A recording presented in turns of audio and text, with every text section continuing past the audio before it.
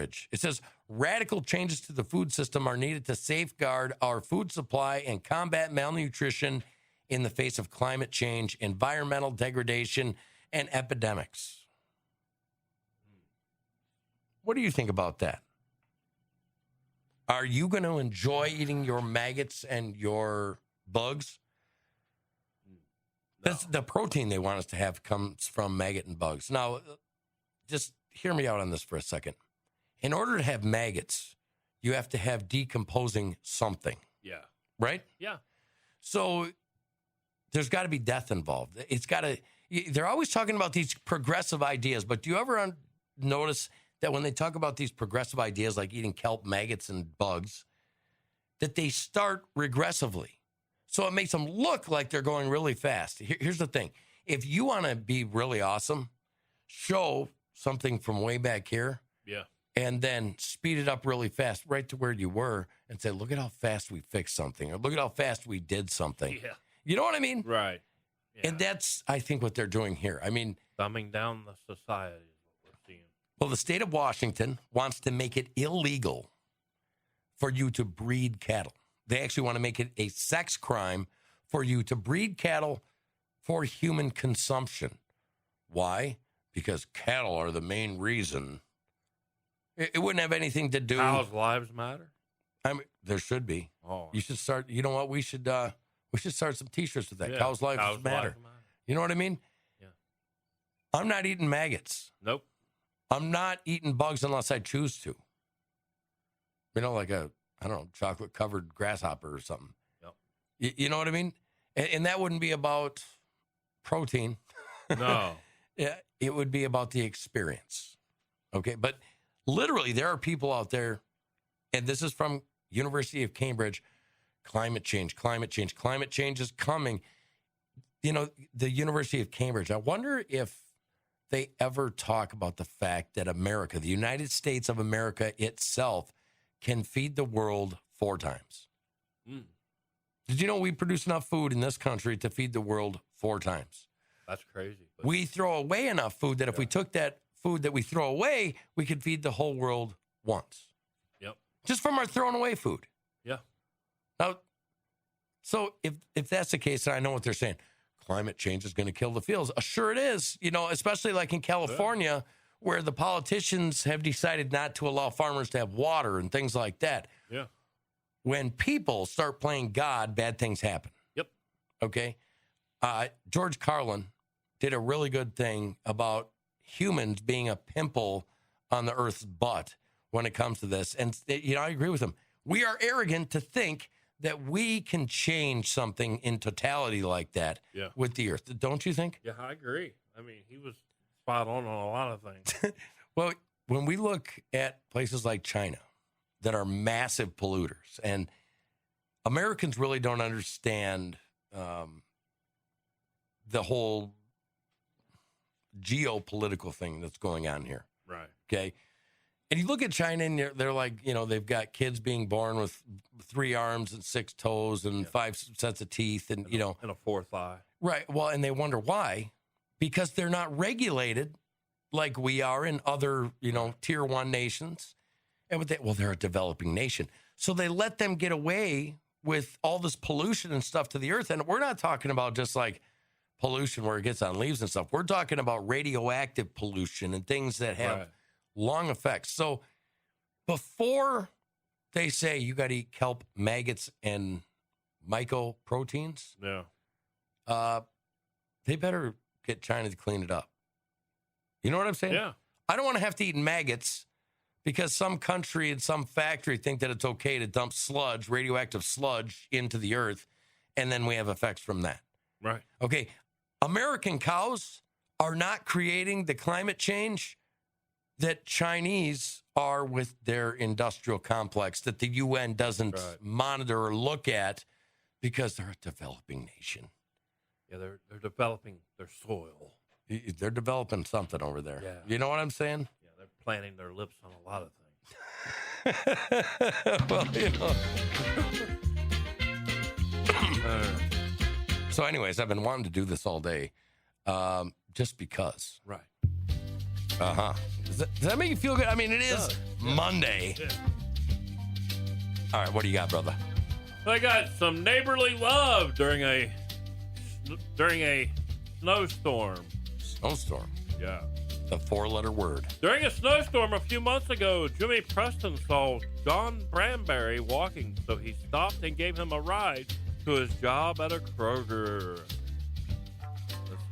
This is going to be a feel-good story. I like feel-good I stories. do, too. Following their chance meeting, Preston worked with the nonprofit group Blessings in Disguise to give Brandenberry the money to take driver's education classes and pay the fees to get a driver's license. Oh, gotta wait for the stupid ads on this thing. Asm. I've never heard of an asm before. That's another word. Is that a new word? Yeah. Is that okay? Remember, folks, asm. Asm. Yeah. That dumb asm, you know?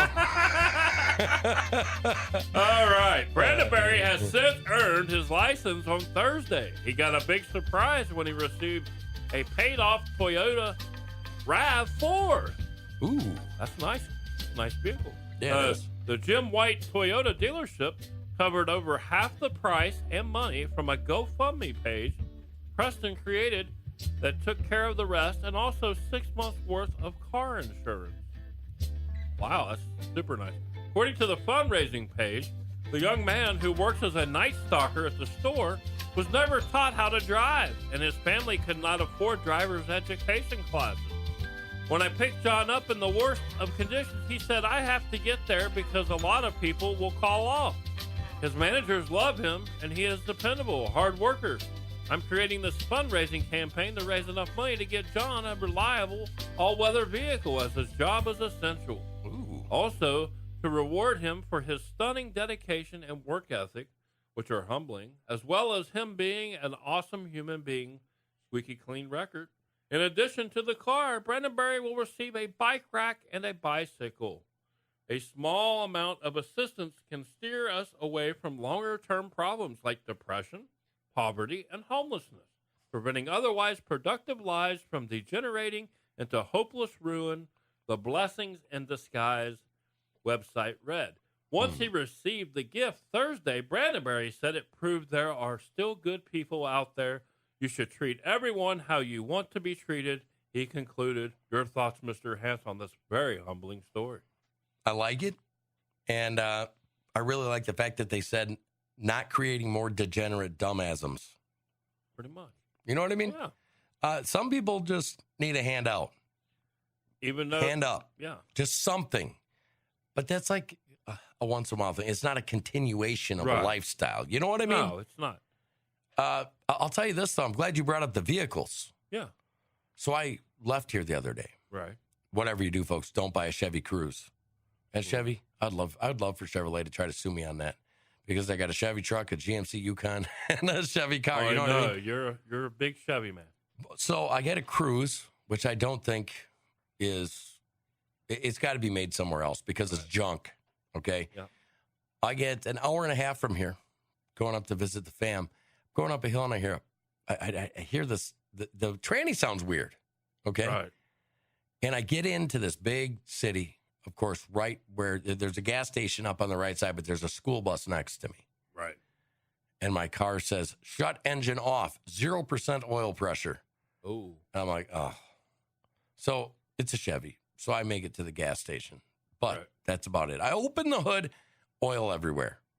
You know, the plastic that they put on top of aluminum that used to be steel when Americans made good cars. Right. Anyways, the bolt popped up on that. Told Miles, like, go in and buy some oil. I used my son's, like, those little tools, the quick tools. Yeah. You know, and I tightened that little bolt down as much as I could get it with that. Put 3 quarts of oil in it, and I head home. So I was 3 hours late. Now, I jump in my 2003. This is a 2015 Cruze. Right. I jump in an old, dilapidated, beat-up 2003 GMC Yukon. Yeah.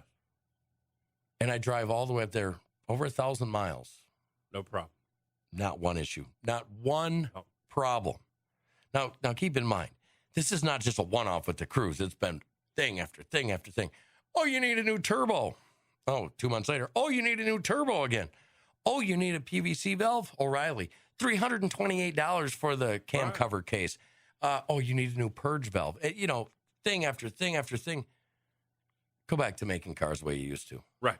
You know what I'm saying? Take pride in craftsmanship and making good cars. And American metal. Made. American made. American made. Exactly. No more plastic. So what they're trying to do is the way that they're developing these cars They're going today. cheap. They're going cheap. But they're just raising like the they price are with on value. kelp, maggots, bugs. Yeah. You know, because mycoproteins are bugs. Because we can dig them up quicker and find you a good, quick food source. I mean, would it be smart right now to start bug farming? You know what I mean? I know. It sounds redundant, but yeah. So I found out about this new cryptocurrency I'm going to look into. It's something moon. Okay. And it's 0.00005 right now. So I think if you spend $200, you get 22 million coins, something like that. But the Dogecoin has no limit. The other cryptocurrency, what's the big one? I know what you're talking about. Yeah, the one that's like 53,000 Bitcoin. They started with 1 billion Bitcoins. Well, they're running out of them. Okay. This new one's doing something in between, because I'm telling you right now, I'm looking at the governments around the world. They owe so much debt and they have nothing backing. They have fake crap backing it, just like we watched. I'm not going to get into it, but you know what I'm saying? Yeah. Oh, wait, ring a bell. Yeah. The only way to hedge your bet is by getting into crypto. It is. You know what I'm saying? I think so. That or silver.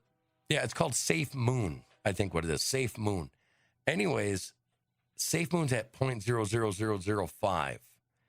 If you put $100 in and it went to being worth a nickel, okay, a nickel, right, you would have made $200,000. Oh.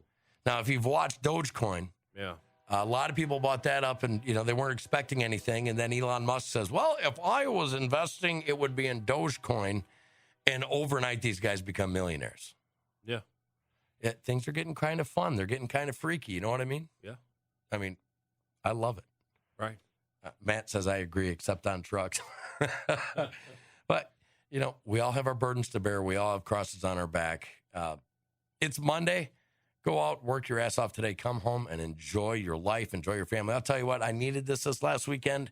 And I'll tell you what, every time I re-meet my family again, love them to death. I got a pretty awesome family. You know what I'm saying? Oh, yeah. I absolutely love that. Oh, yeah. You know what I mean? Fun times, man. It's 9:59. Is it real? Remember, Wow. get over to thecostclub.com. There's Yes. some shirts and hats over there. Get over to Spreely.video, Spreely.com. We got some cool things coming up. I got to call the man today. Yep. And then you can go over to My Pillow. Yes. Crankers. Yeah. And I think that's about it. That's all I got to say about that. That's it. That's all we're going to say. Just a doctor, Jim.